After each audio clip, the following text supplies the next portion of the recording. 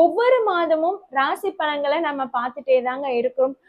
ஒவ்வொரு காலகட்டத்திலும் கிரகங்கள் எப்படியெல்லாம் சுழலுது, அந்த மாற்றம் நம்முடைய ராசிகளுக்கு என்ன மாதிரியான மாற்றத்தையும் முன்னேற்றத்தையும் ஏற்படுத்தி கொடுக்குது, எந்த காலகட்டத்துல நாம ரொம்ப பொறுமையா இருக்கணும், எந்த காலகட்டத்துல நமக்கு ரொம்பவே சாதகமான பலன்களை கொடுக்க போகுதுன்றது கடந்த 2 ஆண்டுகளாவே உங்களுக்கு எல்லா இடத்துலயும் அப்டேட் கொடுத்துட்டே தான் இருக்குது.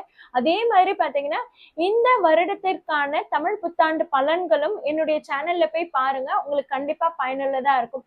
அந்த வகையில இந்த மே மாதத்தின் ராசி பலன் எப்படி இருக்கும்ன்றதை நாம தொடர்ந்து பார்க்கலாம். ஆத்ம நமஸ்தே, நான் உங்க வித்யா பேசுறேன். தனுசு ராசினருக்கு வரக்கூடிய மே மாதம் அதிர்ஷ்ட தரக்கூடிய மாதமா தாங்க இருக்கு.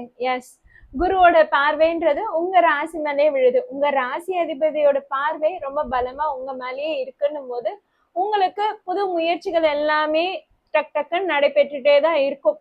இதுல இன்னொரு விஷயம் என்னன்னா, சுபகிரகமான சுக்கிரனோட அமைப்பும் பாத்தீங்கன்னா இந்த மாத பிற்பாதையில உங்க ராசியிலே விழுது. குரு சுக்கிரன் இணைவு பெற்று உங்க ராசி மேலேயே அவங்களோட பார்வை விழும்போது பாத்தீங்கன்னா மதிப்பு மரியாதை அதிகமா கூடுதுங்க.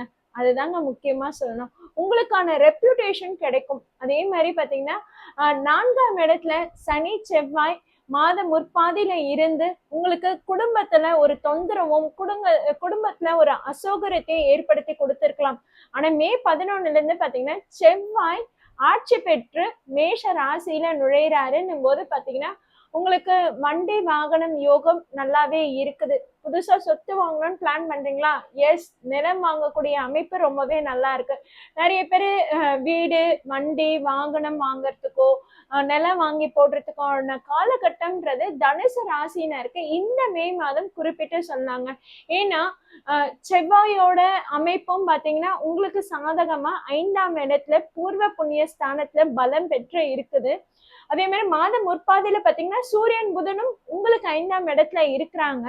அடுத்ததா பாத்தீங்கன்னா சுக்கிரன் 6ஆம் இடத்துல மாதம் முற்பாதையில தொடங்கினாலும் சரி, மாத பிற்பாதையில 7ஆம் இடத்துல உங்க ராசியே பார்வையிடுறது குரு சுக்கிரன் பார்வை.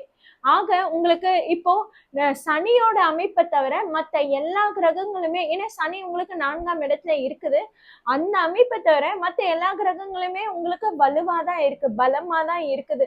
அதனால புதுசா நீங்க ஏதாவது வாங்கறதுக்கோ செய்யறதுக்கான முயற்சிகள் அதிகமா நீங்க ஈடுபடுவீங்க. தனுசு ராசினர் மே மாதத்துல யார் யாரு என்னென்ன இன்வெஸ்ட்மெண்ட் பண்ணீங்கன்னு கண்டிப்பா கமெண்ட் பண்ணுங்க.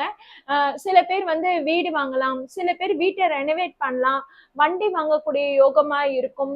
நிறைய பேர் கோல்டுல இன்வெஸ்ட் பண்ணுவீங்க, புதுசா நகை சீட்டு போடுறதுன்ற மாதிரி ஏதாவது ஒரு இதுல திட்டம்ல ஆரம்பிச்சிருப்பீங்க. அதே மாதிரி பாத்தீங்கன்னா நிலம் வாங்கி போடுறது, இந்த விஷயம்லாம் உங்களுக்கு ரொம்பவே நல்லா இருக்கு. நிறைய பேருக்கு பாத்தீங்கன்னா சொத்து சேர்க்கை அதிகமா ஏற்படும். பழைய பூர்வீக சொத்துல இருந்து வரக்கூடிய காலகட்டமா தான் இருக்கு. ஏன்னா பூர்வ புண்ணிய ஸ்தானத்துல சூரியன் புதன் இணைவு இருக்கு. அதே மாதிரி செவ்வாயும் அந்த இடத்துல ஆட்சி பெறாரு மே 11ல இருந்து. சோ மே மாதம் முற்பாதி அந்த மே 15 20 வரைக்கும் பாத்தீங்கன்னா கண்டிப்பா உங்களுக்கு சொத்து சேர்க்கை, ஆடை ஆபரணம், பூர்வீக சொத்துல இருந்து உங்களுக்கு லாபங்கள்ன்றது ரொம்பவே நல்லா இருக்குங்க. இந்த காலகட்டத்தை பயன்படுத்திக்கோங்க. எப்படி இன்வெஸ்ட் பண்ணலாம் அப்படின்றத கரெக்டா உங்களுக்கு கைட்லைன்ஸ் வந்திருக்கும், அதை ஃபாலோ பண்ணிடுங்க. அதே மாதிரி மேரேஜுக்காக காத்துட்டு இருக்கீங்கன்னா இந்த ஒரு மாசம் தாங்க இருக்குது. அதுக்கப்புறம் ஆண்டு கடைசியில வரும், இல்ல அடுத்த ஆண்டு தான் அதற்கான வாய்ப்புகள் இருக்குது. ஸோ இந்த மந்த் மட்டும்தாங்க இருக்குது. ஸோ மேரேஜுக்காக பார்த்துட்டு இருக்கீங்கன்னா இந்த மந்த் வரக்கூடிய அலைன்ஸை முடிச்சுறதே பெட்டரா இருக்கும். ஃபேமிலி லைஃப்ன்றது வரக்கூடிய மாதத்துல கூட நல்லா இருக்கு. ஏன்னா குருவோட மாற்றம் ஏற்பட்டாலும் சரி, உங்களுக்கு 2ஆம் இடமான மகர ராசியில அவங்களோட பார்வை விழுதுன்னும் போது பாத்தீங்கன்னா உங்களுக்கு குடும்பத்துல நல்லா தான் இருக்குது. அதே மாதிரி 4ஆம் இடத்துல சனி இருந்தாலும் சரி, அங்கேயும் குருவோட பார்வை வரும்போது உங்களுக்கு நான் ஏற்கனவே சொல்லியிருந்தேன் பாத்தீங்களா, வீடு வாங்கக்கூடிய அமைப்பு, நிலம் வாங்கக்கூடிய அமைப்பு, ஆக மொத்தம் உங்களுக்கு சுப நிகழ்ச்சிகள் சுப செலவுகள் இந்த ஆண்டு பிற்பாதி இருக்க போகுது. அதனால எந்த ஒரு கவலையும் இல்லை. இந்த மாதம் இன்னும் கொஞ்சம் ஆக்டிவாவே இருப்பீங்க, இன்னும் கொஞ்சம் பிஸியாவே இருப்பீங்க. நீங்க வேலை செய்யக்கூடிய இடத்துலயும் பாத்தீங்கன்னா உங்களுக்கு ஒரு நல்ல மதிப்பு மரியாதை கூடும். உங்களுக்கு அந்த பாராட்டுன்றது கிடைக்கும். உங்களுடைய புகழ் அப்படின்னு உங்களால தக்க வச்சுக்க முடியும். நிறைய இடத்துல முன்னேற்றம் இருக்கு. எங்க நீங்க கவனமா இருக்கணும்னா உங்க ஹெல்த்ல கொஞ்சம் கவனமா இருந்துக்கணும். எலும்பு பிடிப்பு ஏதாவது ஏற்படலாம், மசில்ஸ் கிராம்ப் அந்த மாதிரி ஏதாவது அமைப்புன்றது இருக்கு. கால்சியம் குறைபாடு உள்ளவங்க கண்டிப்பா நீங்க ஹெல்த் கேர் எடுத்துக்கோங்க. மத்தபடி தனுசு ராசினருக்குன்னு பாத்தீங்கன்னா யோகம் நல்லா இருக்குன்னு தாங்க சொல்லணும். லவ் அண்ட் ரிலேஷன்ஷிப்ல இருக்கவங்களுக்கும் பாத்தீங்கன்னா ரொம்பவே நல்லா இருக்கு. சப்போஸ் உங்க ரிலேஷன்ஷிப்ல ஏதாவது பிரச்சனைனா அப்போ உங்களுடைய பார்ட்னருக்கு தான் டைம் சரியில்லைன்றது அர்த்தம். உங்களுக்கு டைம் இந்த மந்த் ரொம்பவே நல்லா இருக்குது, ரொம்ப சந்தோஷமா இருக்கும். சின்ன சின்ன பிரச்சனைனா கூட பாத்தீங்கன்னா அதுவே சால்வ் ஆகி அவங்களே திரும்ப வந்து பேசிடுவாங்க.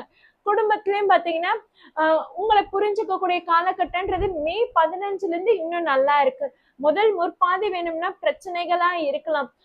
கொஞ்சம் உங்ககிட்ட வந்து டிஸ்கஷன்ஸ், ஆர்கியூமெண்ட்ஸ்ன்ற மாதிரியான கலந்துரையாடல் அதிகமா ஏற்பட்டிருக்கலாம். பட் மே 15ல இருந்து பாத்தீங்கன்னா அந்த டிஸ்கஷன்ஸ் எல்லாமே ரொம்ப சூப்பரா இருக்கும், உங்களுக்கு லாபகரமா இருக்கும். கொஞ்சம் நீங்க பிஸியா இருப்பீங்கன்னு தான் சொல்லணும். ஆக்டிவா இருப்பீங்க, பிஸியா இருப்பீங்க. ஆக தனுசு ராசினருக்கு பாத்தீங்கன்னா இந்த மாதத்தை நீங்க பயன்படுத்திக்கணும்னு தான் சொல்லணும். ஏன்னா நிறைய நல்ல விஷயங்கள் நடைபெறுது, கிரகங்கள் எல்லாமே உங்களுக்கு சாதகமா இருக்குதுன்னும் போது இந்த மாதிரி வரக்கூடிய மாதங்கள்ல இருக்குமான்னு கேட்டா உங்களுடைய ராசி அதிபதி குரு உங்களுக்கு 8ஆம் இடத்துல மறைவு ஸ்தானம் பெறும்போது உங்களுக்கு பலம் குறையும். ஆக இந்த மாதம் ரொம்ப பலமா செயல்படுறதுனால இந்த மாதத்தை பயன்படுத்திக்கோங்க. தனுசு ராசினர் ஸ்டூடெண்ட்ஸுக்கு வந்து பாத்தீங்கன்னா ரொம்பவே நல்லா இருக்கு. நீங்க இப்போ ஒரு பேங்க் எக்ஸாம் எழுதுறீங்க, இல்ல நீட் எக்ஸாம் எழுதுறீங்க, இந்த மாதிரி காம்படிட்டிவ் எக்ஸாம்ஸ்ல எழுதுறீங்கன்னு வச்சுக்கோங்களேன், எஃபர்ட்ஸ் கொஞ்சம் போடுங்க, கண்டிப்பா 100% ரிசல்ட் கிடைக்கும். எஃபர்ட்ஸ் கொஞ்சம் போடுங்க, கண்டிப்பா 100% ரிசல்ட் கிடைக்கும். இதுல நீங்க வந்து எஃபர்ட் போடுறதும் கொஞ்சம் இம்பார்ட்டண்டா இருக்குது. ஏன்னா எதுவுமே வந்து சும்மா கிடைச்சிடாதுல்ல, ஏதாவது எஃபர்ட் போட்டாதானே கிடைக்கும். சூரியன் புதன் வந்து பாத்தீங்கன்னா உங்களுக்கு 6ஆம் இடத்துல இருக்காரு. அதுக்கு முன்னாடி 5ஆம் இடத்துல இருந்து உங்களுக்கு பூர்வ புண்ணிய ஸ்தானத்துல இருந்து உங்களுக்கு நல்ல பலத்தை ஏற்படுத்தி கொடுத்தாலும் 6ஆம் இடத்துல இருக்கிறாருன்னாலும் உங்களுக்கு அந்த எக்ஸாம் இதுலலாம் ரிசல்ட் ரொம்பவே நல்லா கொடுத்துருவாரு. அதனால நீங்க படிப்புல கொஞ்சம் கவனம் செலுத்தினா போதும், ரிசல்ட் நல்லாவே கிடைச்சிடும். அதே மாதிரி தேவையில்லாத மனக்குழப்பங்கள் ஏற்படக்கூடிய காலகட்டம்ன்றது மாத முற்பாதையில இருக்கும். அந்த இடத்துல எல்லாம் நீங்க அதிகமா பேசிக்காம இருந்துறது பெட்டருங்க. நீங்க ஏதாவது ஒண்ணு என்ன நான் ப்ரூவ் பண்றேன்னு சொல்லிட்டு நீங்க ஏதாவது பேச போறீங்கன்னா முக்கியமா ஃபேமிலியில அப்படின்னும் போதுதான் பிரச்சனைகள் இன்னும் கொஞ்சம் பெருசாகலாம். மற்றபடி நீங்க உங்களை ப்ரூவ் பண்ணணுன்ற எந்த அவசியம் இல்லாம நீங்க அமைதியா இருந்துட்டாலே போதும்.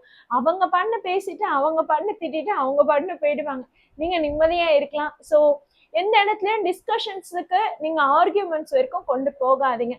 அப்படி கொண்டு போகாம இருந்தாலே உங்க நிம்மதி உங்ககிட்ட தாங்க இருக்கும். தனுசு ராசினருக்கு இந்த மே மாதம் பாத்தீங்கன்னா சொத்து சேர்க்கை ரொம்பவே நல்லா இருக்கு.